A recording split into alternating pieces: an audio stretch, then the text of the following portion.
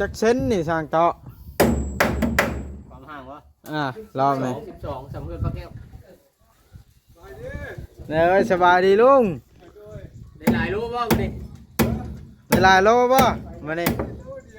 ได้โลเดียวโอ้มานแทะได้10 ปลายพันละเด้ฮะโลเดียวเนาะสร้างเตาะ30-40บ้างโยมมันยัง40-40เอาไปฮะ10ปลายเล็กมาหรือกระป๋องโยมได้เรา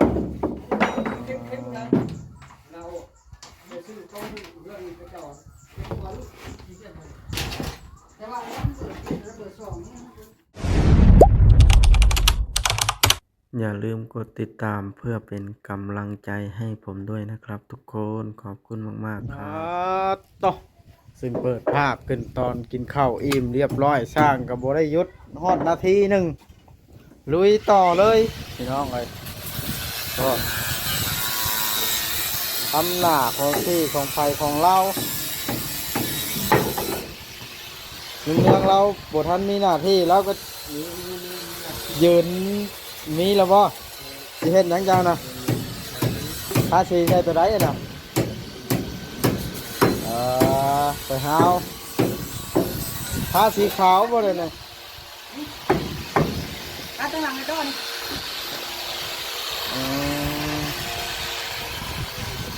งอนติวใช้งอนสร้างท่อไร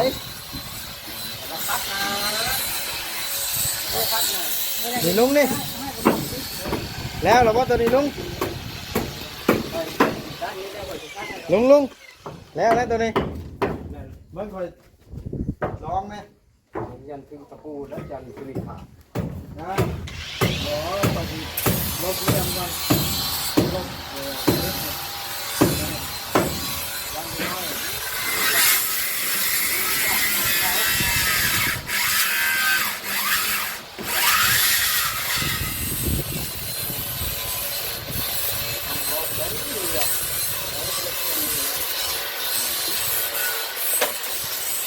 บ้านทำเขาได้ไหม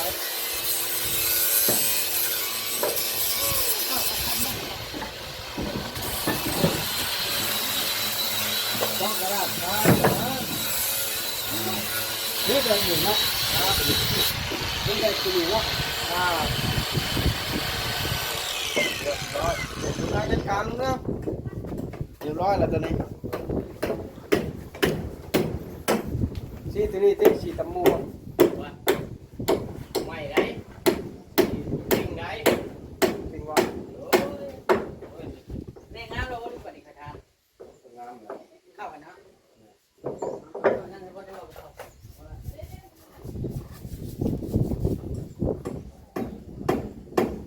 ใส่ผ้าสีแนวฮอกกระจับเสาพอให้น้ำพอจริงทาหน้าตัวเองนะกันนะทาสีครับสร้างเห็ดไหมทาสีไว้จะไปทาหน้าตัวเองนั่นโมเมนต์ครีมเนาะลุงเนืองมาดิเริ่มคือล่ะขนาดใส่อันนี้โอ้ยเนาะเริ่มคือแล้วมันงามปลุกแล้วหักช่างต้ออันโบปากจะชื่อว่า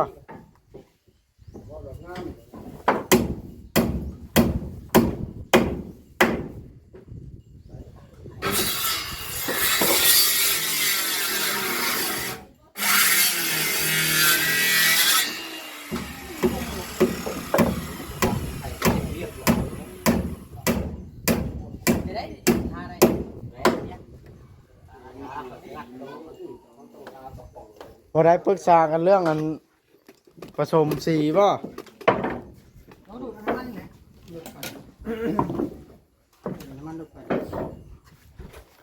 เด้ผ้านี่ผ้า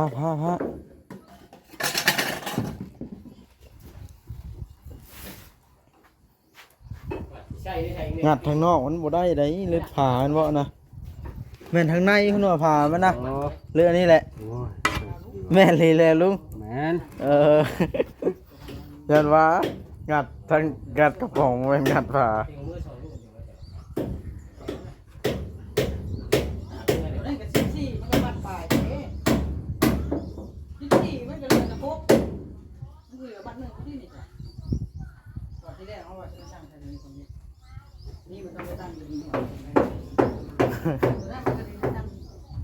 อัดแน่นลีเนาะ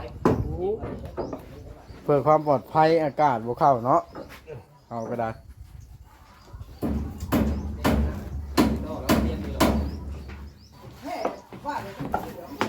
ว่าจะบ่กินดิบจะคำแล้ว มันยังไม่ได้เบิดมันยังไม่ได้แล้วนะ อันพอแพทย์วัดแย้มคืนนี่ได้กินคำหนึ่ง บริกรรมหนึ่งขึ้นอิ่มขึ้น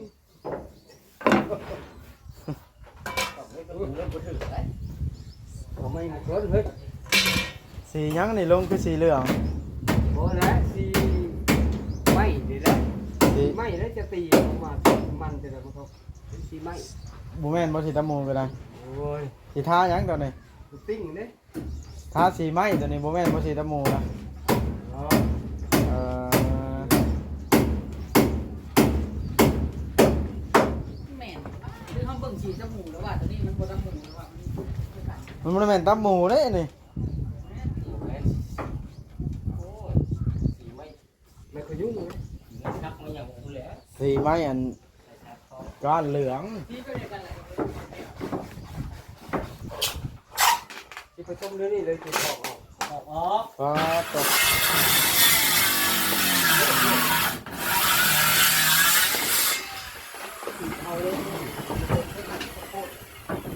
ทางเวียงว่าบ่ใส่เสื้ออัน ทีมบ่ โรงงานมาใส่เสื้อเบียโซ ลูกกินเบียร์หลายได้ เสือแถมรถบอสชาแนลชื่อได้ เอาเลือดเบียร์หลาย ของคุณเลยได้จะเชื่อนะ ตัดมา อันใดเด้เสียวผ่ามาใส่เนาะลุงเจ้าอยากเบิ่งอยู่บ่ลุงอยากเห็นแล้วเนาะอยากเบิ่งว่ามันงามซำใดเฮ็ดหยังอ่ะนะจะใช้โมโหโลนนะมันบ่ปากน้ำไผ่มันนี่เนาะ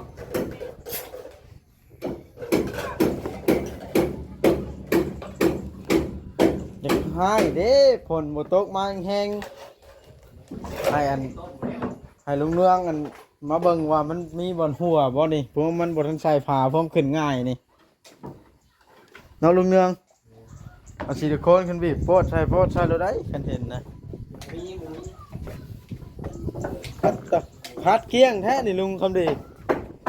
เฮ็ดได้จังเฮ็ดงามแท้เรื่องบ่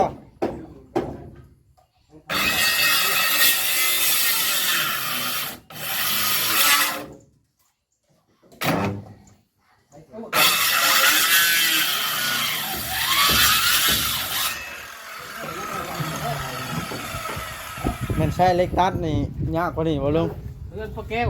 เดี๋ยว ฮะ จุดมาเร็วเลย เมื่อยแฮงบ่ โอ้ยมือมันตื่นมันหนีบอะนะตันแล้วมันหนีบหวานน้อยเท่า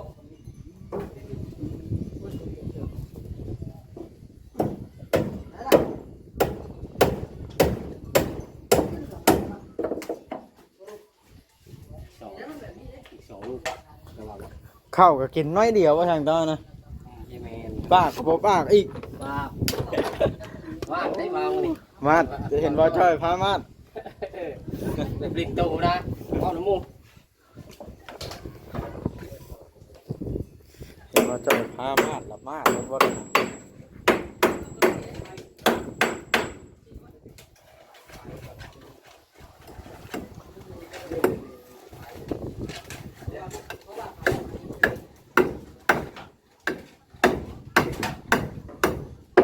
จะได้เสาเฮือนหลังนี่ตั้งขึ้นหลายปีแล้วบักใหญ่ๆหนึงใหญ่ๆยาวได้เสาก็ได้เฮือนไทยบ้านเดยวมึงนิ้วนะ 4 เมตร 5 เมตรไปจากเฮ็ดผมว่าเฮ็ดยากอยากอยู่ ย่าหรอกแม่นเขามาเจ้าแล้วนะมาเขาบ่มาอยู่ เปลี่ยนใจเด้ อ่า มาตั้งอีกเพียงซะ เดี๋ยวทีแรกก็ว่าสิมาอยู่แล้วเออจักเซนนี่สร้างเตาะ ความห่างวะ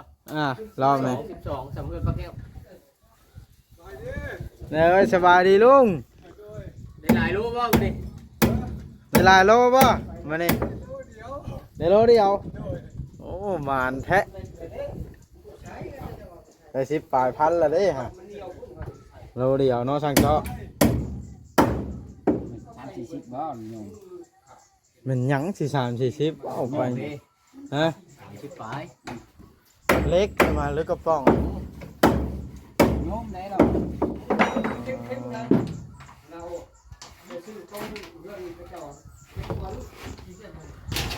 แต่ว่าอันนั้นเบอร์สองเนี่ย อันนี้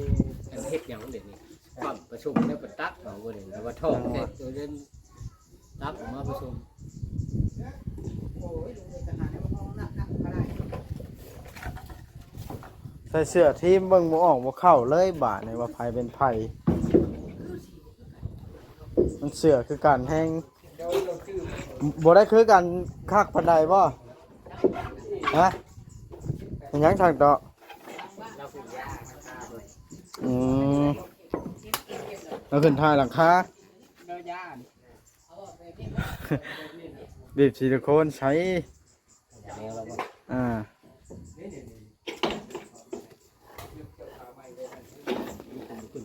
คันใดก็คัดข้างแน่บ่นี่ทางเตาะบัดแล้วนะ แล้วบ่ได้หยังกัน อืม54ข้างแน่อีก แม่น เอาโต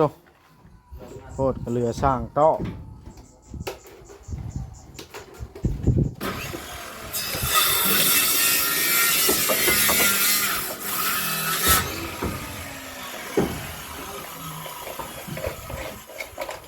ใส่ตรงนี้ก็ได้ครับ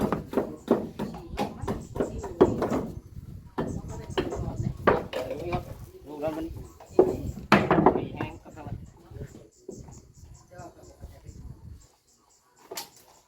เอาหัวมันนี่ก่อน เพราะว่าไม่ต่างระดับสี่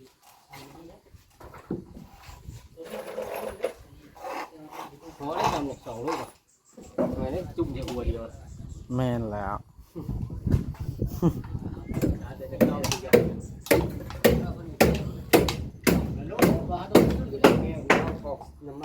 ทางรุ่นนี้ทางเท่าไรนี่สีไม้นี่ ร้อยไป ฮะ เข้าร้อยไป บ่ต จะขึ้นเหลืองเนาะ อ้าวสีไม้ให้เนาะลุง ก็แบบนี้แบบในเสาเลยถ่าย แบบกำหมูนี่ โบราณนี่เนี่ย สีแบบนี้โอ้บัดมันแห้งแห้งสีหุ้งนี่เนาะ เหลืองสีนี้ เรื่องขึ้นเรื่องแล้ว เหลือง เหลืองมงๆแล้วสีประตูเฮ้ยทาบานคักอยู่ลักสีแบบนี้ มันแบบว่าเขาเบิ่งเทียบกับสีแต่หมูมันต่างกันแล้วมันว่าตัวนี้โอเคมเนาะ เข็มถ้าเบิ่งแล้วมันก็เหลื่อมละบัดทาบานเนาะลุง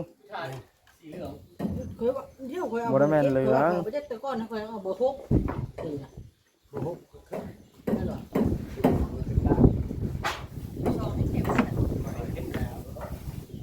ไปทำห้านเขาได้ไปทำห้านเอาเบอร์ได้เข็มไปอันนี้นี่แหละงานแต่ของงานดูนี่ เบิร์ดนั่นแล้วเบอร์ใหญ่มันก็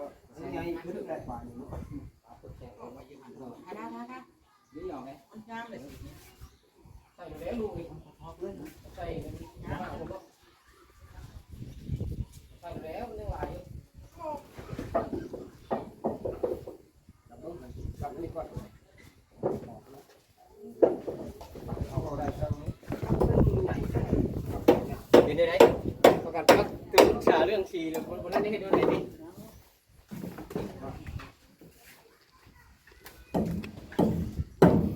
สร้างท่อลุยแบบผมปากอลีอรอมาเลยเนาะยอมใจสร้างท่อ พอหรือไม่ เอาว่าตัวเขาแรก ในละเมอปานก็ นั่นแหละมือปาก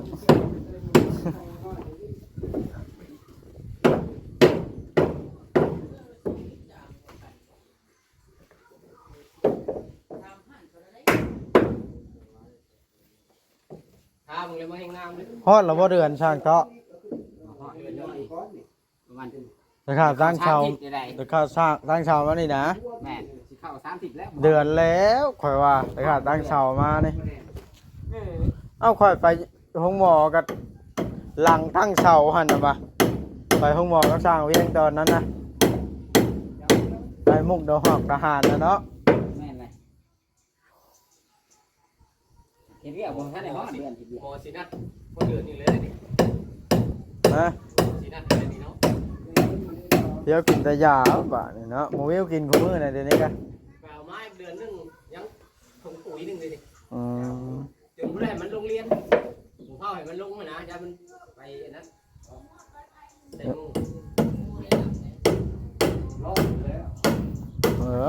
ไปจดแล้วหอเช้าเลยพานางเดียกับเมื่อกี้ไปจดจักมันสิลงหรือบ่อีหล่าน่ะทำสร้าง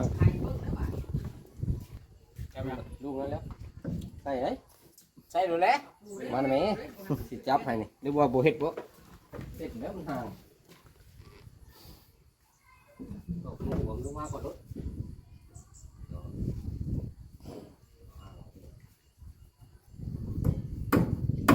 ใส่จังเลย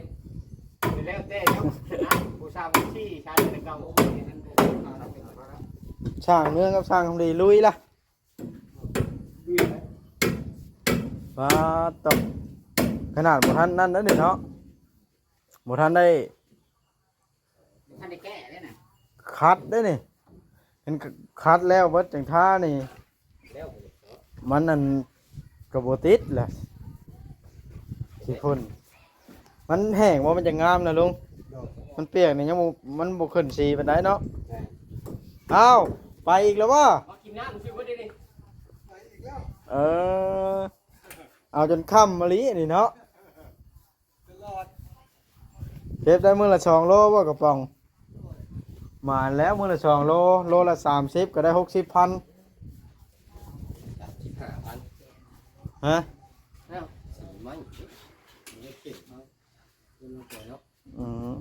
งามเด้สีนี่เหลือง สีนี้แล้วมันหุ่งมันเหลื่อมมากๆได้แนวมันเราเทืองเรายิ้มเป้ยแต่ทั้งนี้ยิ้มเป้ยบ่ฮะเห็นเฮือนงามแล้วยิ้มเลยบ่ห้องไหนนี่สินอนนะ เอาเบิ่งเถื่อลูกเราเบิ่งเรานอนอยู่ก็ได้ มาแล้วแม่ใช้สิ มันเป็นห้องเลยดิกำลังจะได้ประมาณว่าต้องมีเชือกเขาถูกต้องจะออกอีกได้นี่ก็ได้สิเกี่ยวกันได้มันหลายห้องเดี๋ยวประมาณมาสู้นี่เป็นเพื่อนพกห้องได้ห้อง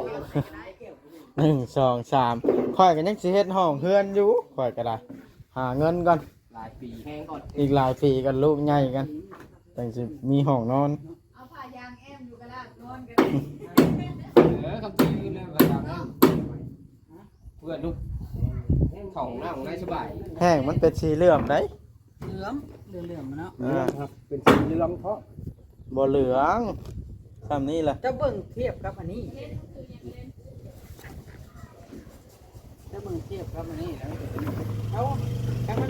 แห้งแล้วมันนั่นกับปลานี่แล้วได้ต้นเอาเข้มมันน่ะเดี๋ยวบ่เฮือนยายแก้ว ปาตัว ข้างหลัง สั่งเวียงทาสีขาวข้างอลีรอบ่ติดจะแท้ผ่าเฮือนบาดนี่เนาะ อย่าไปจับเสียงหาทานแล้ว บ่ติดบ่ผ่าเฮือนบาดนี่นะ โบกเก็บแล้ว เดียวกันนี่แหละ แม่กำลังทุ่งพก วานนี่6 โมงแรงยังอยู่อันบ้านอันป้ากล้วย6 โมงปลายนะบ่จ้อยเฮ็ดเส้นนะ ค่อยท่าค่อยท่า สีทาสีซอยเลย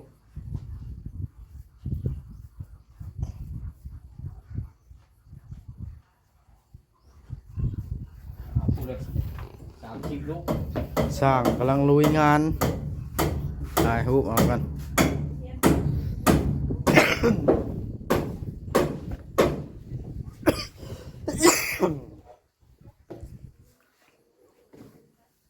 น้ำละนะสีนี่ก็เวลาเวลางามมันแห้งจะระเบิดงาม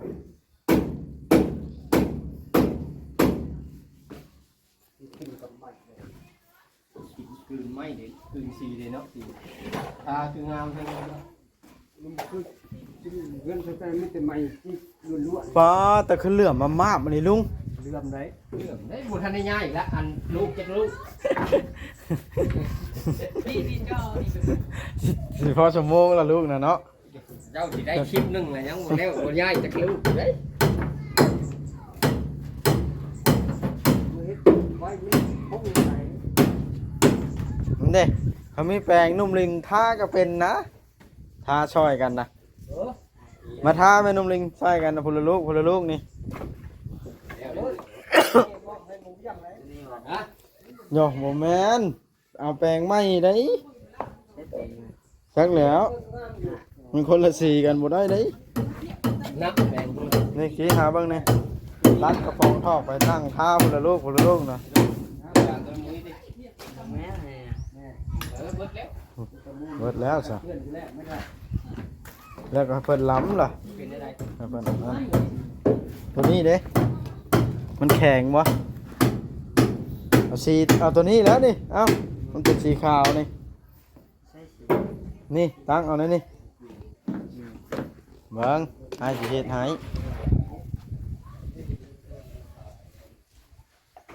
นี่อักษรของนี่โอ้ยเฮ็ดอะไรบาดนะเฮ็ดอะไรอันนี้จังสิบ่ติดมืออ้ายอันนี้ลุงเนืองเฮ็ดแบบได้อันนี้เนาะ ใจอ่านในศิลปินนี่มันโอ้แล้วก็ค่อยทาน้ำจักแล้วเจ้าทา เอาก่อนมันสิเทียเนาะ ขันใจว่าเป็นลุงมือขันใจว่าขันใจทาทาลูก ทาในไหนบ่ทันได้คันอ้าวจับผิดทางติดมือซะงั้น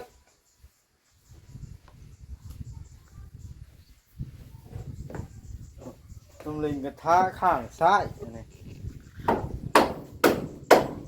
โอ้นั่นละ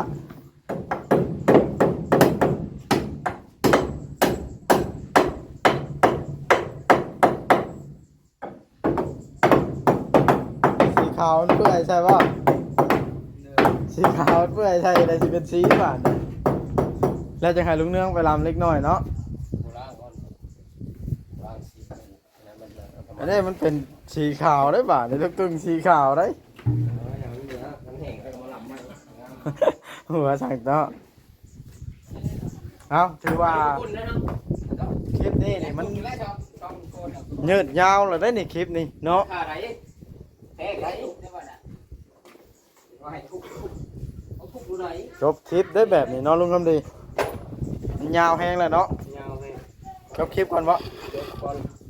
แล้วจังเอาไม้เนาะ มือหน้าจังหวะกันไป